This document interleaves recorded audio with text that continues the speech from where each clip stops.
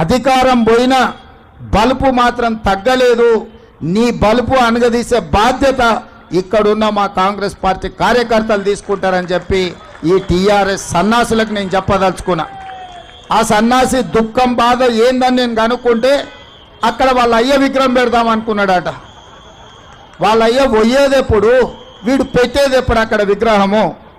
తాగుబోతు సన్నాసుల విగ్రహం ఒకవేళ సచివాలయం ముందల పెడితే ఈ పిల్లలకు ఎవరిని ఆదర్శంగా చూపిస్తారు?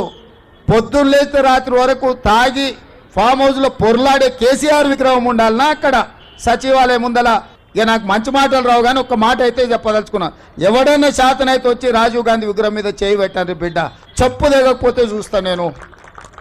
అసెంబ్లీ ఎన్నికల్లో 39 సీట్లు ఇస్తే పార్లమెంట్లో వస్తే 7 సీట్లలో డిపాజిట్ పోయింది, 15 సీట్లలో థర్డ్ ప్లేస్లో వచ్చిన సన్నాసి నీ పార్టీ మళ్ళీ అధికారంలోకి వస్తుందా?